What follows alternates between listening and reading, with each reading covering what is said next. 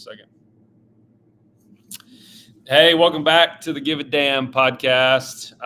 We didn't plan this, but we both have like sports attire on today. I've got the Go Lopes GCU, Grand Canyon University, and you're rocking the Joe Namath throwback. We're post a big Jets win. So Jeff Pelaccio, welcome to the Give a Damn podcast, my friend.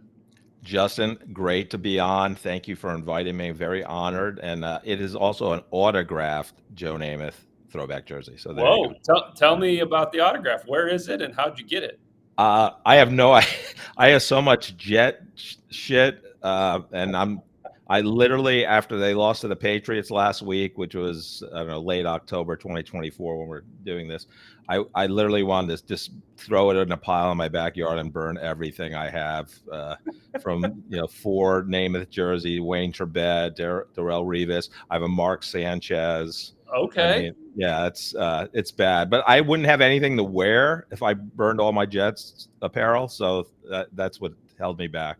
What's the Jets connection? And I'm sure that dovetails right into like, what's your story, man?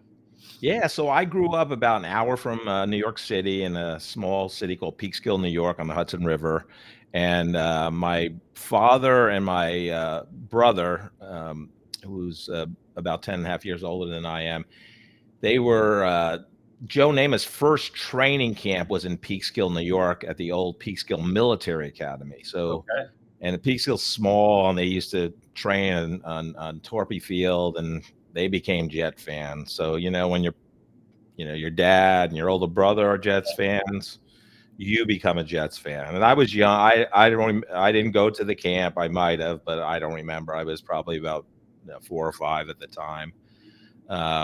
So yeah, and I do remember it was January 12th, 1969. It was my cousin Larry's birthday. On that day, we watched the Super Bowl on a black and white TV. Come on. When they beat the Colts, their only Super Bowl victory. So there you go.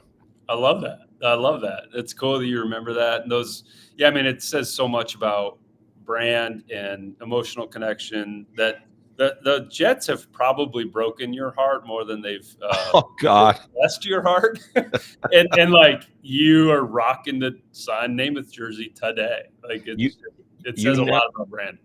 Yeah, I am this the second most recognized Jets fan in Kansas City. The first being, because he's the number one Jets fan in the world, Gary Vaynerchuk. So Gary V has me beat, but there you go. That's it. What's your tell us kind of some signposts along your past to give us a little context into how you're here today, but career arc, family, moving, college. Just give us some quick signposts about your journey. Yeah, I think like you. You were nice enough to come on the corporate couch and share your story. I had an interesting childhood. Everybody has shit growing up, but it was great. Played, lower middle income family, probably 2-bedroom, house. My dad was a welder, and sports were everything for me. I love, when the seasons changed, so the ball I was had in my hand was different, right? So football in the fall, basketball in the winter, and baseball in the summer. So I loved it. We played all the time, wherever we can get a pickup. I didn't play organized. Little League was my first organized sport. I played 9 through 12. Didn't play football till 7th grade organized. I played a little bit of organized basketball starting in 7th grade. So it wasn't where your kids starting kindergarten today. Totally. I thought it was the greatest thing ever when I can get to a gym to play basketball in the winter. Like, oh my God, this is the greatest feeling ever. Yes. But in a day in February, we had a winter break, which was like the last week in February growing up in our school district. And sometimes the temperature would be 55, 60 degrees. We'd be playing pickup basketball outside, just because we didn't have access to the gym. So yeah, I mean, I'm not going to go through my whole history, but I think sports was big for me. I did lose my mom to cancer Mhm. a day before my 5th birthday, and Oh so my my God. dad remarried about a year later. I live with my grandparents, and our backyard's attached. So um, Man, that obviously was a big turning point in my life in of terms course. of that, as well as my dad got early onset Alzheimer's when I was about 10 years old. Oh my God. So my stepmom raised me. My brother Mm. was one of the greatest influences on my life. My brother John, and he just got elected to our high school Hall of Fame. Oh, let's He's a go. tremendous athlete, the only undefeated team in Henhut High School history football wise. That's He cool. ran a 10 flat 100 Whoa. 100-yard dash. It wasn't meter back then. Whoa. Um, and he averaged like 15 rebounds a game. He was only 6'2". He was the center on the basketball team. He can jump through the roof though. And That's yeah, cool. long time coming. He should have been there years ago, but yeah, he was a big influence on my life. Taught me a lot about sports, and you know, uh, I'm not gonna say he was my father because he was my brother, but he just taught me a lot about being Yeah. a man and Yeah. you know you know being kind to people and being a leader and things like that. But it was also hard to live up to, hey, Sure. you're John's younger brother. Yeah. I bet. I bet. um, well, and the good thing was he was a receiver, all county receiver. Did get recruited by Barry Switzer when Barry was at Oklahoma. Okay. Um, and I was a quarterback, so I wore number 12. Namath was my idol, so here we go. Yes. Um, but anyhow, That's I I went to college, Manhattan College in the Bronx, now Manhattan University. Didn't know anything about. I did well in school. I didn't know what I wanted to be. My father told me, "Don't work with your hands like me. Go into business." So I became a business major. There you go. yep. Um, Yep. and my focus was in information systems because the computer world was going to change everything. And so I was in the Revolutionize everything. Yeah. I, I was in the early, so I knew I can get a job. And I also double majored. I was a finance major because I knew if you can count the money and knew how the money flowed, you probably will, could rise up through an organization. So Yes. there's my strategy. I had two goals in college: do great academically and have fun. I accomplished both, but I was not that person that didn't want to leave. I left it all in on 242nd and Broadway, Manhattan College, on the field. 4 years, gone goodbye. Was never one of those people. "Oh, I wish I can go back to college." No, I didn't. I'm like, I did everything I could there. That's awesome. Um, yeah. So it was a big recession when I graduated. I thought I was going to work for IBM. Mm. I had a verbal offer. They told me, if you don't hear from HR in a week, call me.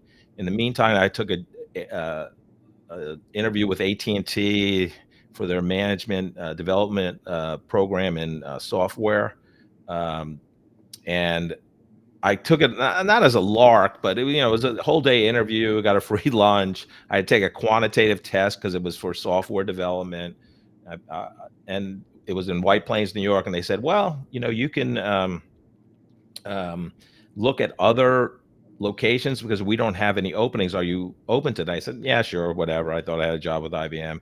Anyhow, a week later, I called the hiring manager because I hadn't heard. And they said IBM has had its first hiring freeze in its history. Whoa. Great timing. Yeah. So anyhow, about a month after that, Kansas City called me up for an interview. Flew out to Kansas City. First time I flew by myself on a plane. Only the Mm. third time I ever was on a plane. And they offered me a job right after the interview, like that day. No And way. it was a training program, so it was basically a cohort class of ended up being 8 people or 6 people, and didn't start for a couple months. So I was like, um, I have another offer. Could I wait about 2 weeks and give you, Midwest friendliness? Oh yeah, sure. So I decided to come out. That was the only offer I had. AT&T was the biggest company in the world. We never traveled as a kid. I went to Niagara Falls once, and I guess when I was 3 years old, I went to Cape Cod. But I did. I'm a football fan, so AFL, AFC, so the Chiefs. Yeah.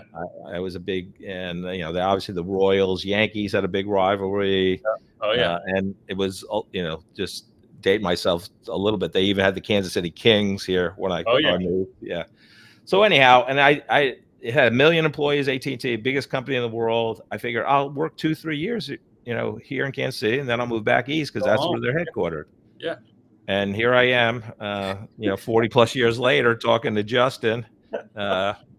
So yeah. So yeah, I got into software development. So just to go to the arc of my career, I started in IT, did the typical path there, coding, business analyst, leading a group of programmers, worked for 5.5 years at AT&T, and then I worked for Sprint when I was about 18 months old, now T-Mobile. Got started in IT project management. That was a crazy environment. It was a startup, and AT&T was Ma Bell and all that good stuff. Sprint was 18 months old when you joined it. Yeah, it was. I think everybody talks about Sprint as like in Kansas City, at least, as like big corporation, huge campus and town center or whatever. What were the 18-month-old Sprint days like? I'll tell you, I literally started in April of '88. I went on, I call it the spring break of my life. I left AT&T, and I had a couple weeks, I had 2 weeks before I started with Sprint, and I went to the opening. I went to the a.k.a. championship game, KU Oklahoma at Kemper Arena, scalp tickets, and then went to Westport to celebrate that victory. And by the way, I paid $150 cash for a $50 ticket. Me and my roommate at the time, we went down the scalp, and the guy had 2 tickets, but they weren't even together. So we didn't even sit together. That's amazing. And then we went to Westport. And the next day I went to visit some friends in Phoenix for like 4 or 5 days. Oh yeah, it was fun. Had a good time. That's good. So anyhow, I navigated into marketing, advertising because they needed, it was a brand new position where they wanted a customer database built. So I obviously had the technology experience and knew nothing about marketing and advertising. And just, I'm a learner, so I just consume books and talk to people and built shit and hired programmers. They didn't have like data scientists at the time. I just hired smart programmers who can think outside of a spec, basically. And and then I really, my whole career has been kind of the sales and marketing. I like to say I'm the smartest sales and marketing person in terms of IT. And I said that's a low bar, but I've built customer databases, and I was on the consumer side. I went to the business side, and then I just built a career on that. Worked for logo companies like T-Mobile, Sprint, Bayer, Capital One, Bering Lime, and then companies that you wouldn't even know. Strategic One had 16 employees. Navion and Telequest had about 200. Yeah. So, and then I was in the I spent about 11 years in the animal health space, Aratana Therapeutics, another startup. So I like to say I worked for every t-shirt size company, from small, 16 employees to over 1 million, with AT&T, biggest company in the world, and everything in between. That's crazy, man. It's there's like firing neurons in my brain that want to ask you a bunch of questions. But I think the most helpful one is those experiences from every t-shirt size. What jumped out to you? What have you held on to all these years that you've appreciated and was helpful in terms of culture, leadership style, client experience, the transformation that maybe took place even in you or within a team? What are maybe some threads that, if you could curate a list of themes or some connectivity? What comes to mind? Yeah. Yeah. Thank you for that question. So for me, I just reflected on this a while back. I was on True Captive's Running Hot podcast where you have to eat wings, and David Voorhees, the CEO of Oh True boy. Captive, hosts it.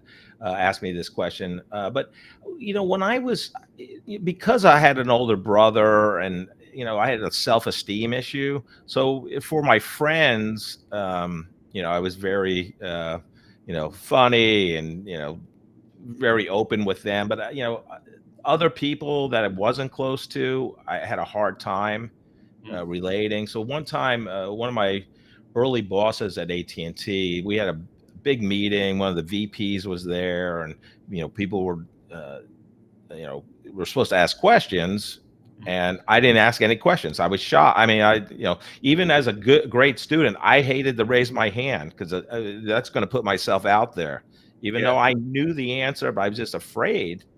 And so she took me aside after that, and she said, look, you have high potential, and everybody thinks that, but you cannot stay silent at a meeting like that. You have to ask questions because you can't hide in the background.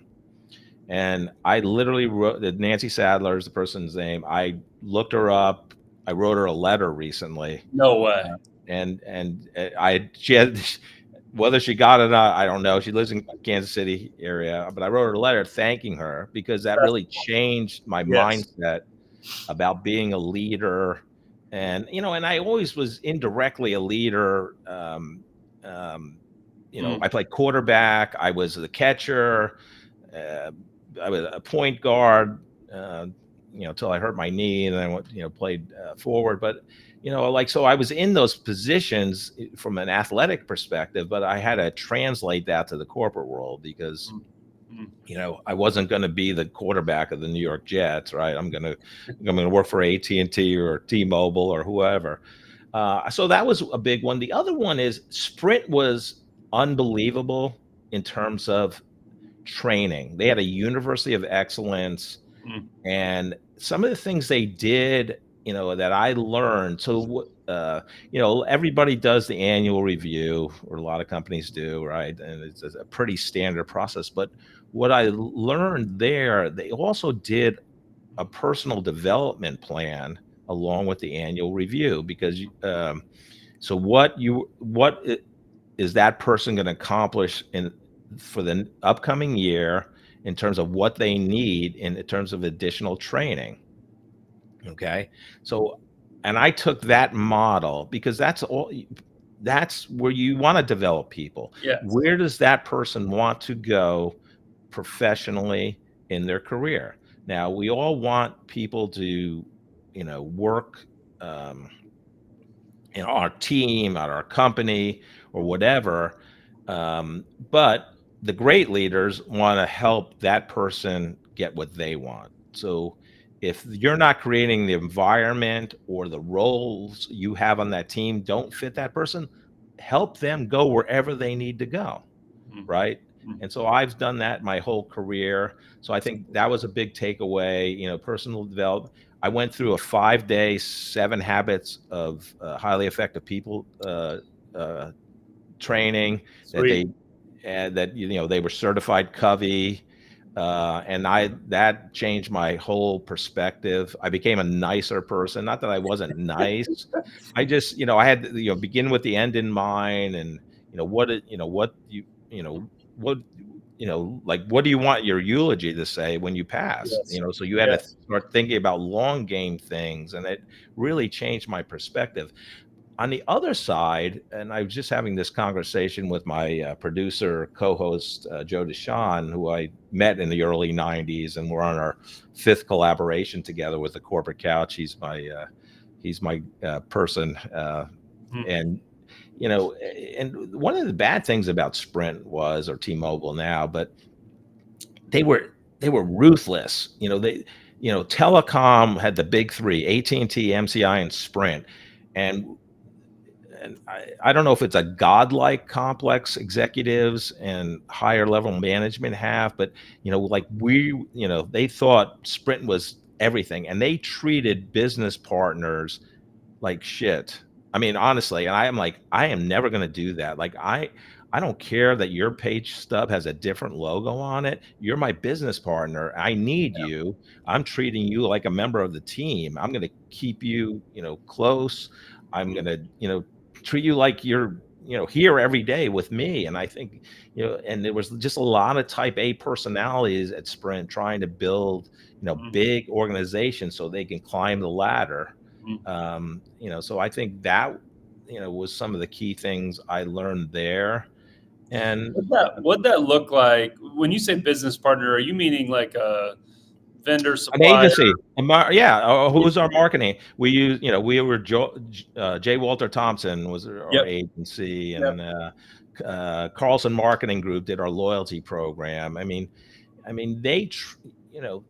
those people are strategic partners. Yes. They're Yeah. not, it's one thing to have a vendor that, replaces your paper towels, and cleans the offices, that you can hardly get strategic on that. But when you're, spending millions of dollars with a company to help you, and they just didn't treat people right, that was against my nature.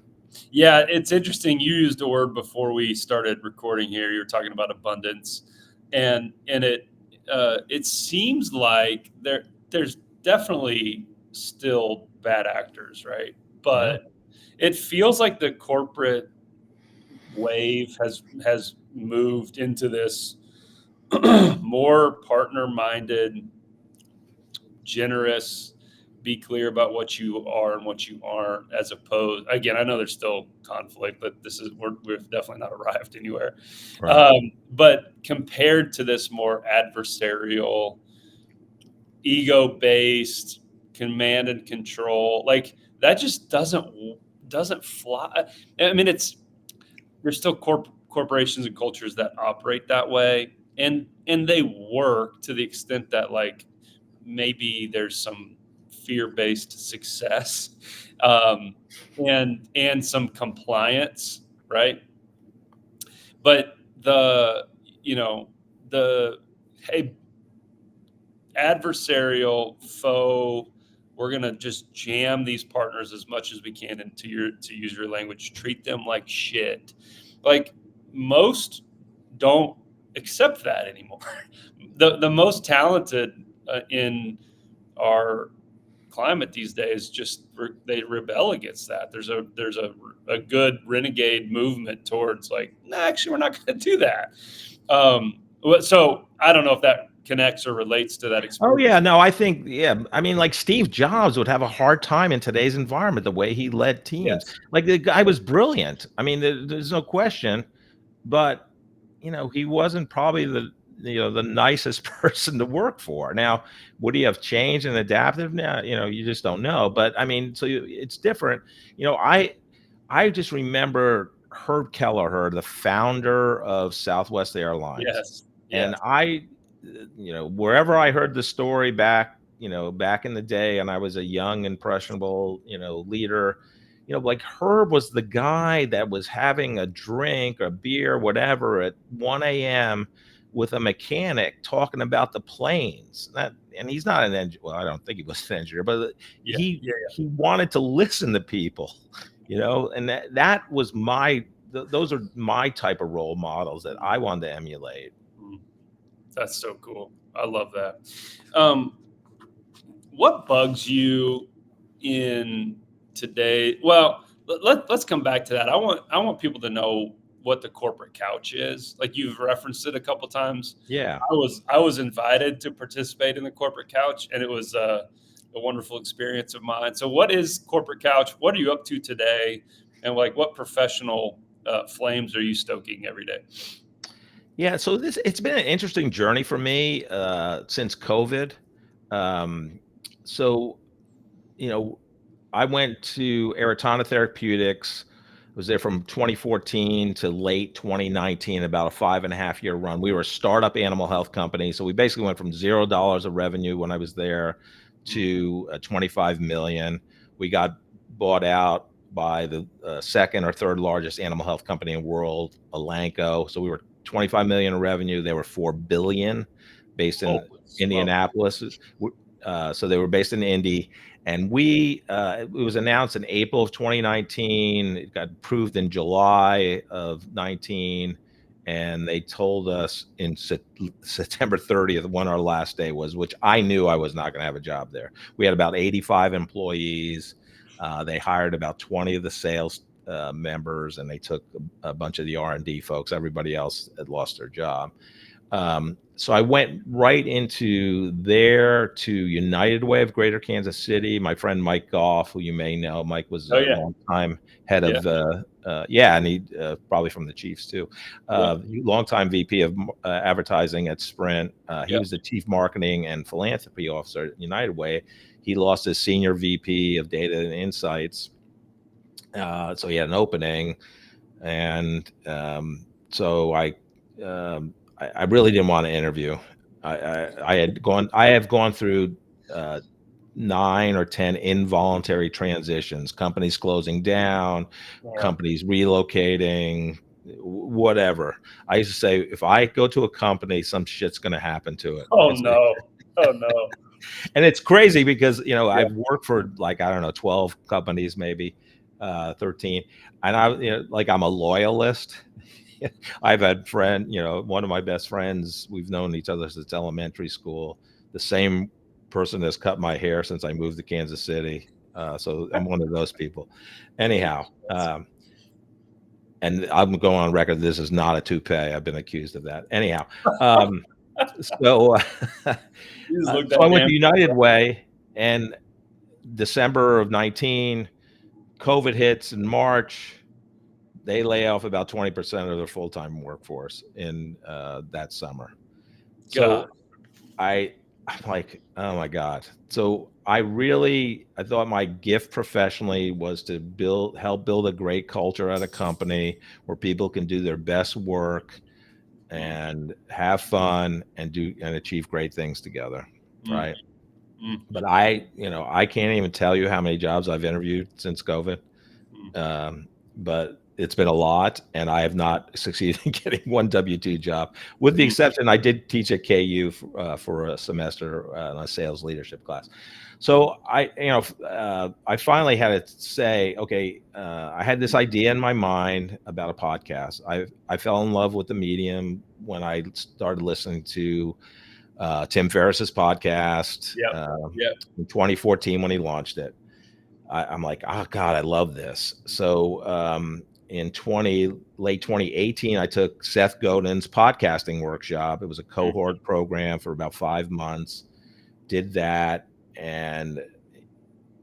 but I hadn't launched it. So 18 went into 19, and a friend of mine, 4 years later, she said, "What's going on?" I said, "Well, I was trying to do this and trying to figure out how to make money and get a job or whatever." And I go, and of course, I still have the podcast idea. She goes, "You need to launch that now. You have to get it out of your mind and get it out there in the world." And so this was the Friday before Thanksgiving, 2022.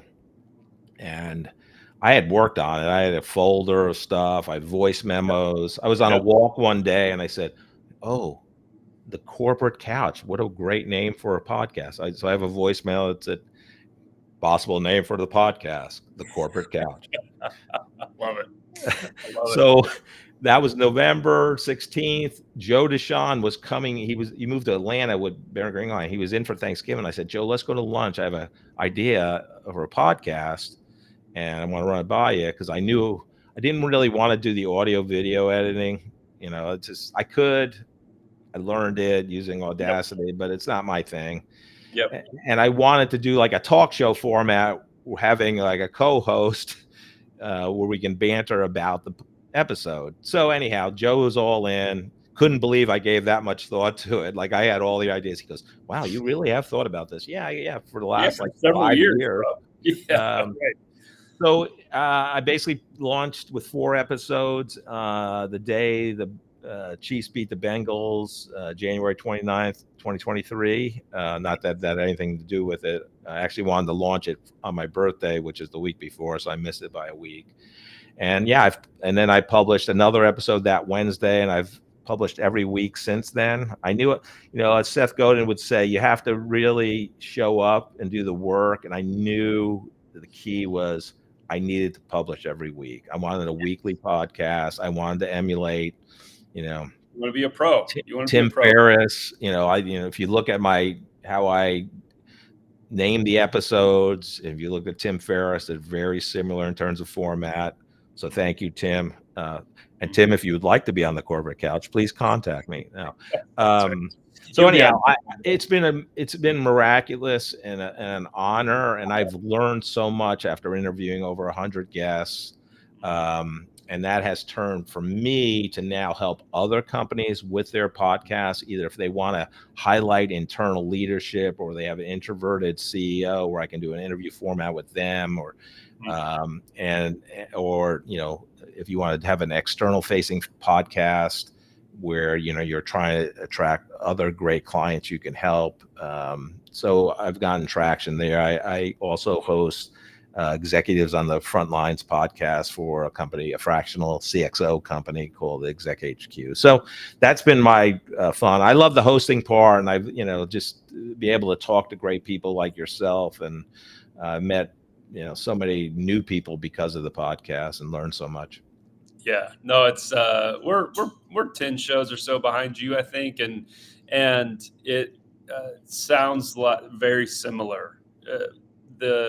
The conversations themselves are meaningful, and the connectivity, the format's so interesting because most haven't done it very often, as opposed to like, hey, come, we're going to do this 30-second TV spot, or we're going to do this email sequence, or we want you to post on LinkedIn. Like, all that stuff's great, but it's really tough to, or maybe even impossible to get nuance and depth and substance and soul out of someone in like these little bite-sized moments. But when you've got this, 30 to 45 to, Tim's 4-hour shows, Yeah, right.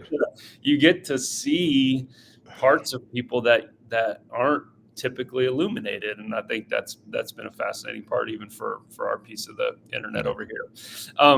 In those 100 conversations, are there some things that have shifted in you, or some awareness that has grown, that has changed you, developed you, taught you, challenged you? Like, what are the conversations themselves? How have they formed parts of this season of life for you? Yeah, I think, well, it's reinforced things definitely in terms of leadership. And I would say almost to the person, like, lifelong learning is critical. Like, Yes. leadership's a journey, it's not a destination, as most things in life are not. I don't know, I think it's just different perspectives that you learn. And the other part, what I try to show in terms of somebody's career journey is it's messy stuff, like, you were a sous chef at your fraternity, right? And then you went to Learfield. Like, it's just, Good and I'm memory. trying to, one of the groups I try to help is like that recent college graduate. Like, Yes. you're not going to know what you want to do, and you're not going to be doing the same shit you were doing at your first job then, And you 20 shouldn't. years later. Yes. Yeah, Yes. yeah, and Yes. so I think that that's illuminating. I love that. In a sense. And then just I get different perspectives. My last two questions on the podcast is, what advice will you have a recent college graduate as they start their career, and advice to get that first job as well. And then the people that take the career path and want to have responsibility for a group of people in an org chart, what would you say to them as they start that leadership journey? where you're actually responsible for a group of people, because obviously anyone can be a leader. You don't have to have a group of people under you. And, and I'm getting great advice. So those have been illuminating in terms of, the stuff I didn't think of, and all that. So that's cool. Yeah. I think the answer, when you asked me that question, I had a version of probably a super dramatic answer, but it was like, I want people to know it's effing hard. Like, it's yeah, so hard. yeah, It's messy. It's weird. And yeah, I think there's, nothing is this black and white or polar opposites, but it's like, you're either honest about how messy it is, or you're not being honest. You're lying about it. It's like, I think everybody has mess and dysfunction and screwed up stuff and hard journeys and massive, massive, massive roadblocks and hurdles. yeah, And it's awesome that, like, that's one of the core themes, because it's like some days you feel, at least I do, crazy that it's so hard. It's like, yeah, what's wrong with me?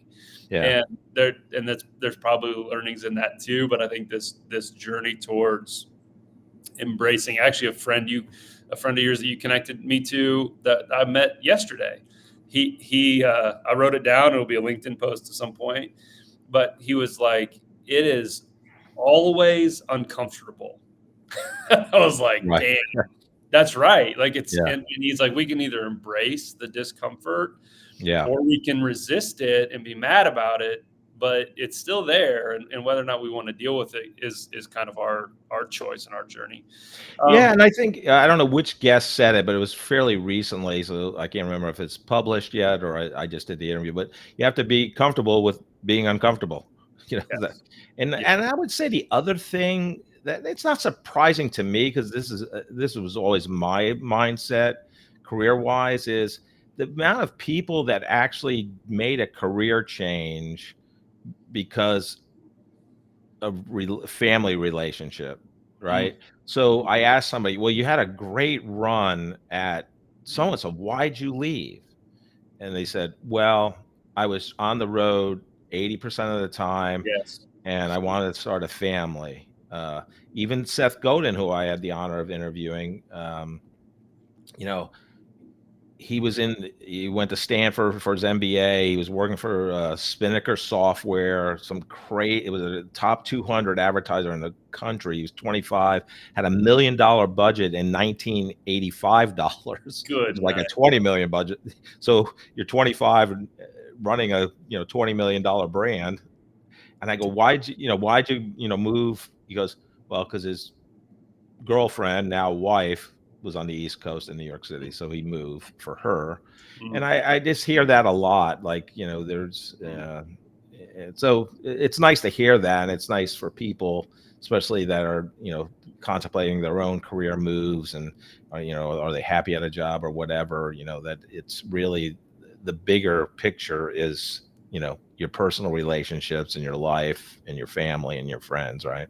Yes. And yes to all that. And there's a belief sometimes that you don't have the choice or the agency to make those, and they don't have to be drastic changes, but those subtle changes towards the thing that matters most to you, and getting clear on that. um, I've got my notes in front of me, and two different places I've written down Seth Godin, and you just brought him up. And Yeah. so it's like, you've got to talk about Seth, and Yeah. I'll be a fanboy vicariously through you.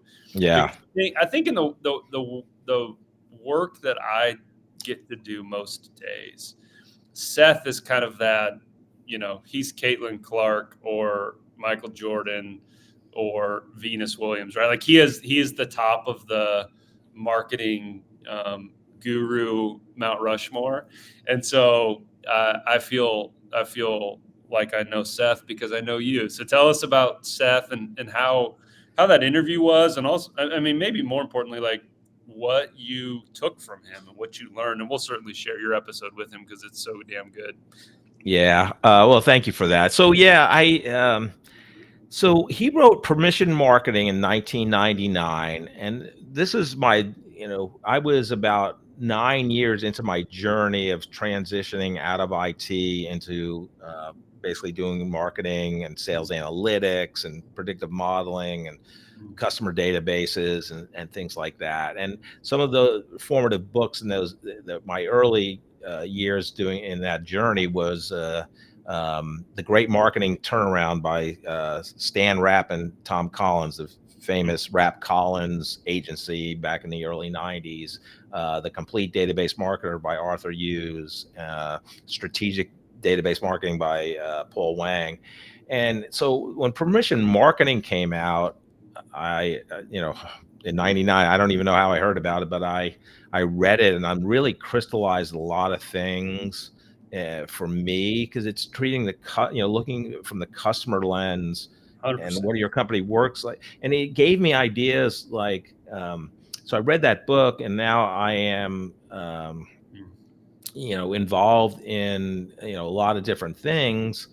And, it's like, everybody that had call centers at that time, and even today, I'm sure it's an expense. Get off the phone. Yes. You have to be off the phone in less than 3 minutes, whatever. And reading about what Seth published, and reading his blogs and just being a fanboy of his, it's like, no, it's like they talk to the customer. Like, you CMO never talk to a customer. Yes. These people are talking to the customer all the time. It's like they don't care. So you hear the Zappos 3-hour calls because they're helping a customer who wants to return their mother's 80 pairs of shoes that she never opened and she passed away. And that Zappos rep sends flowers, 100%. almost tearing up talking about, but like, that's life. Like, so that was amazing. He publishes 7 days a week in his blog, as you well know, and we had this conversation either on our episode or after. But he's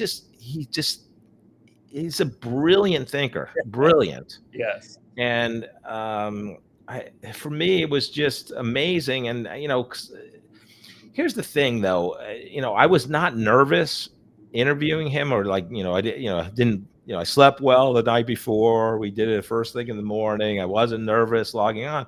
But here's 2 things I noticed, Justin. And I don't know, maybe since you podcast, you're the host. But here's the 2 things I noticed. While we were talking, I'm thinking, okay, there's a person I have known for over 25 years.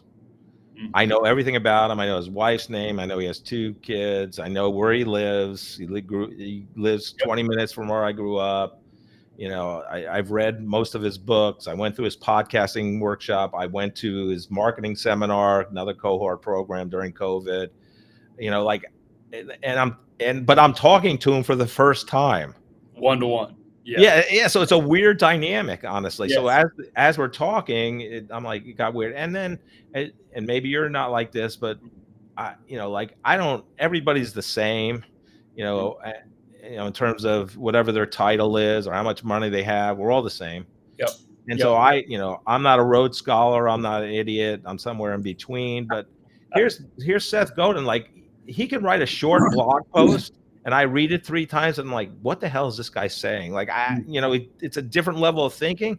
And that's what I was, sometime in the interview, I was like that a couple of different times, thinking, like, he said something, and it was like a Dennis Miller joke. I got the joke 3 minutes later, but, like, he's continuing to talk, and I'm back. You're like, wait, can we go back a few? Yes. Yeah. So anyhow, and he didn't want to talk about himself. And this is a good point. Like, he goes, my journey's my journey. Like, what if I share it, doesn't matter, because they're going to go through their own journey. But my thought is, it's good for people to hear that you left a very successful position at Spinnaker Software, with a $20 million budget in 2024 dollars.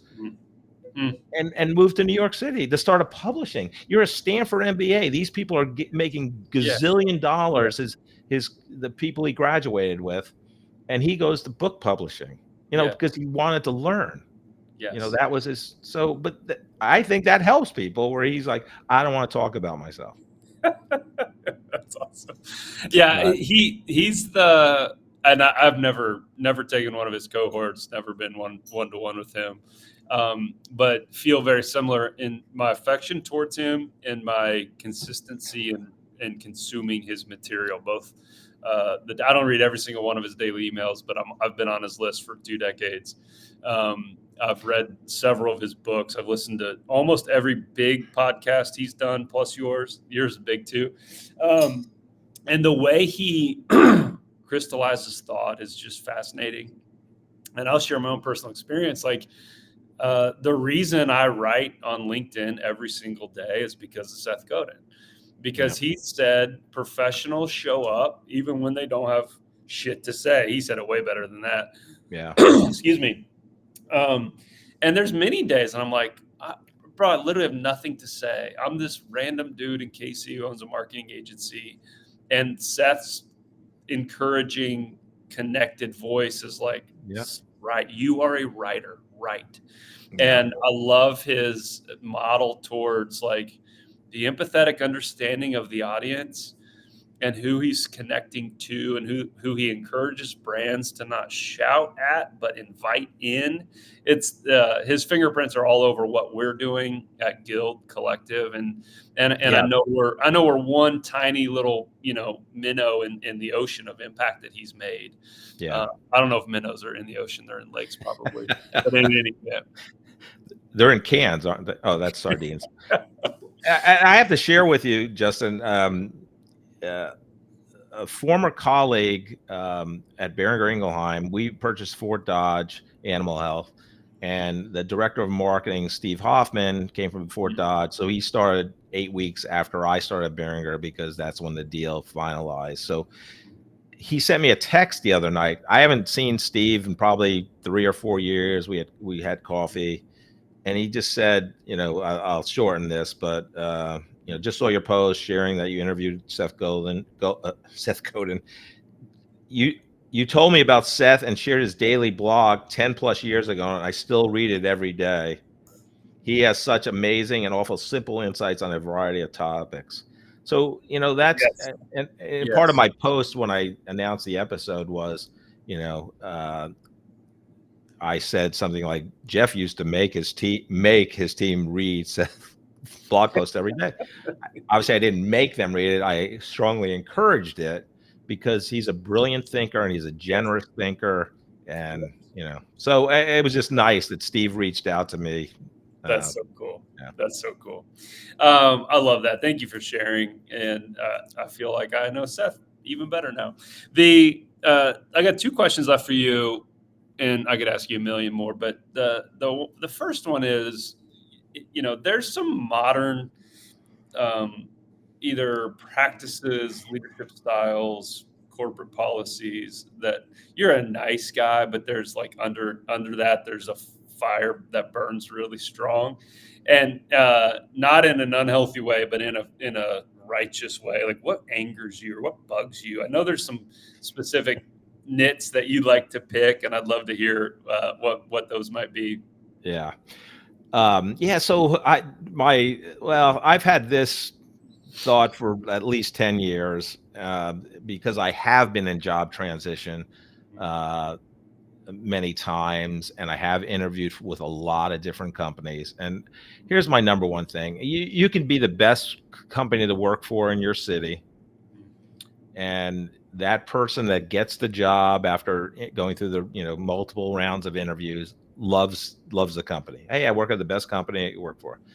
But the other 5 people that prepared 20, 30, 40 hours, and as well as went through 5 rounds of interviews, to send them a templated email, or sometimes not even sending them an email, you get ghosted. I mean, I have interviewed at executive levels for senior roles, and times when people reach out to me for the role because they were told that I would be a great fit, and I never got contacted. So here's the thing. It's unbelievable. Yeah, and make it personal too. Like, call them. They spend time with you. I don't, when I interview candidates that were going to work for me, I probably spent I'll say 3 hours with them. How can you have HR send an automated email or even a personal email or, Yeah. personal email from the HR director or recruiter? Yes. Like, call them, tell them why they didn't get a job. The greatest call ever is, "Hey, Justin, congratulations. You're a guy. You got picked. You Yes. got picked. That's the greatest call ever. I love that Yes. call. Yes. I'm going to give you this much money, this much PTO. We're going to do great things together. Blah blah blah. That's a great call.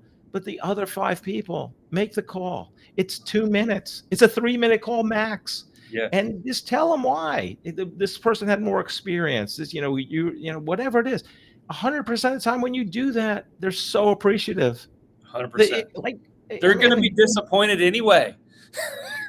Like, they're disappointed anyway. Give them the respect that they deserve. Yeah, I couldn't agree with you yeah. more.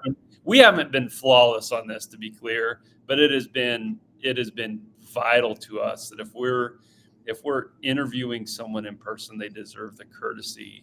And it's the leader's responsibility, not just to make the call of good news, but to all of those who've invested their time, and they might have had to get off work or tell their current employer they're going to the dentist, Wear or clean underwear. I mean, they got it. I mean, you got to. or get childcare, or come in at some weird ass hour of the day because they have no flexibility. And then it's like, yeah, the ghost is terrible. The canned response is slightly less terrible, but still terrible. And then it's like, yeah, just conflict is not fun, but they're going to be disappointed anyway, and they're going to find out anyway. So call them and make a human connection that says, "Hey, Jeff, you were incredible, but we hired her because she was more incredible, and you were missing this one piece." Whatever the hell it is, Yeah, whatever. right. Yeah.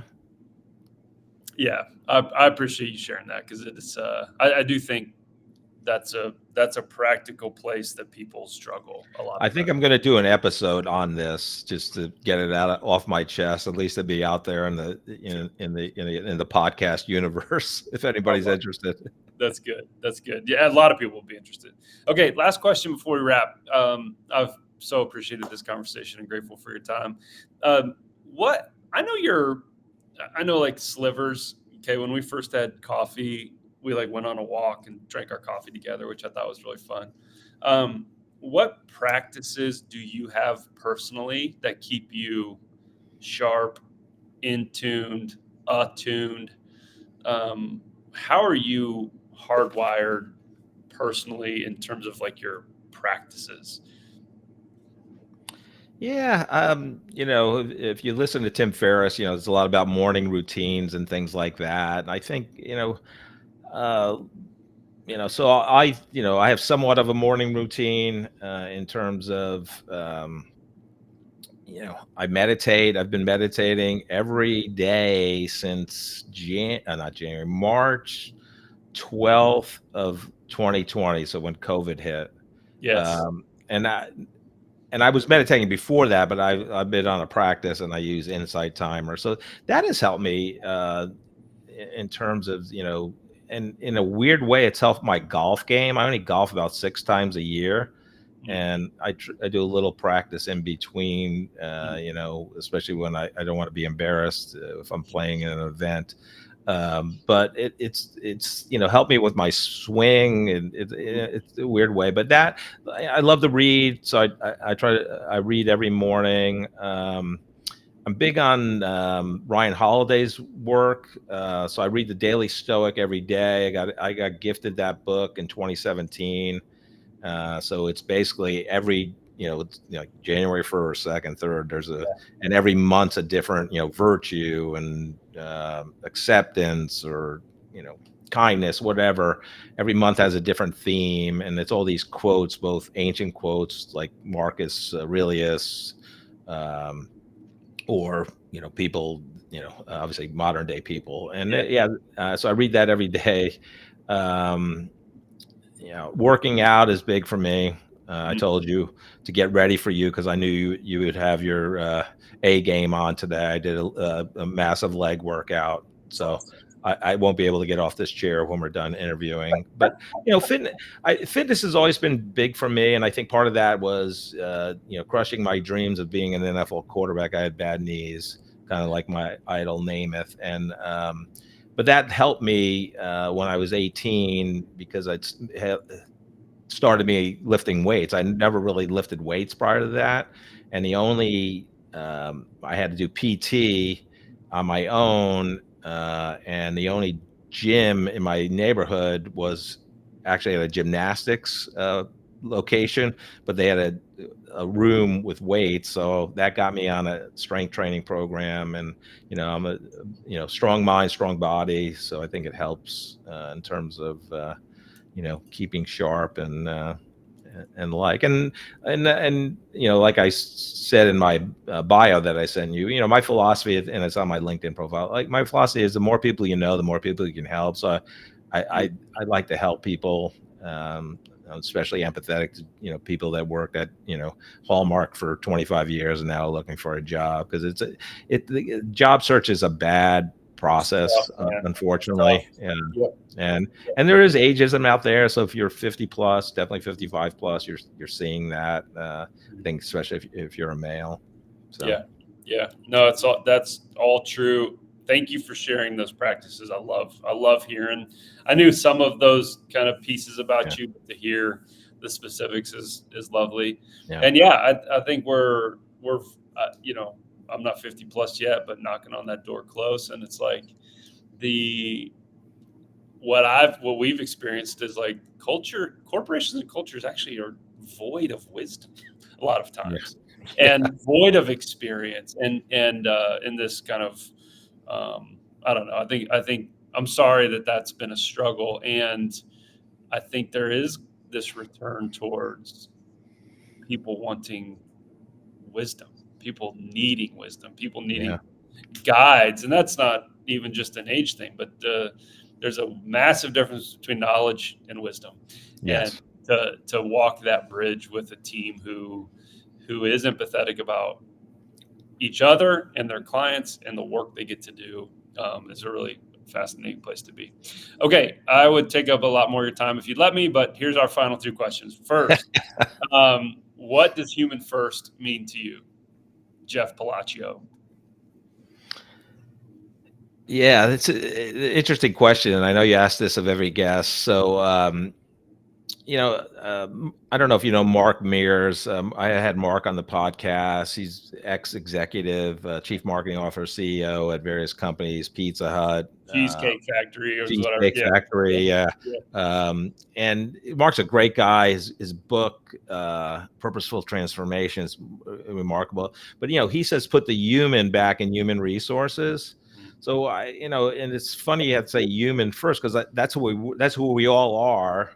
And I think part of that is, you have to understand that everybody's going through shit, and you really have to understand people as people first. And we may have chatted about this when we were on our walking catch up coffee.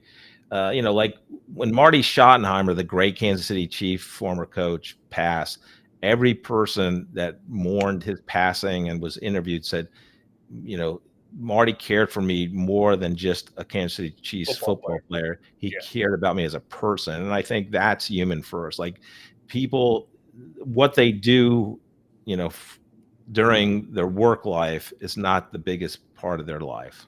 Right. 100%. Well said. I love that. And since you've been a flag planting member of the tribe for a while now, what does give a damn mean to you? Give a damn. Love it. I would say, Harry Campbell has this great exercise of the 7 words about me.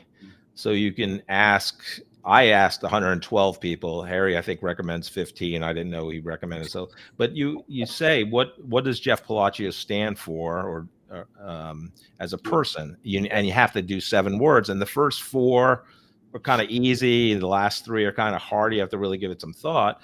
But, one of my 7 words is caring, right? And I think to be a great leader it's all about caring. And, you have to care about, give a damn about the person, right? And give it, and it's people first, your team members first, servant leadership, level 5 leadership, whatever you want to call it, but it's the people first. But you also have a responsibility to the company to do great things together. And right. So, but it's people first. So come on. I'll give a short answer because I've taken up a lot of your time. Oh, dude, I'm like fist pumping. I'm like, let's go. I'm into it. Jeff, thank you, man. It's been a long time coming. I'm grateful that we could get connected. You have been so generous in your connections to others in KC that you've introduced me to. So I applaud you. I appreciate you. I commend you. The work you're doing is meaningful, and I also know there's a segment of this season of life that's been frustrating and confusing. And so I'm grateful that you would share and open yourself to our listeners and viewers, because it is a messy, weird world, and it's filled with wonderful leaders like you that help make it feel a little bit less chaotic and crazy. So thank you, man. Yeah, Justin, thank you. I love your transparency. You're writing every day. You're one of the true authentic people out there, and congratulations. I know your company's up for best companies to work for in Kansas City, and that has a testament to your leadership. So thank you for that. Yeah, man, appreciate you. All right, we'll share the Seth Godin corporate couch interview, and everybody needs to get closer to you and keep in touch with everything you're doing. So Jeff, thanks so much, my friend. All right, thank you. Yes, sir.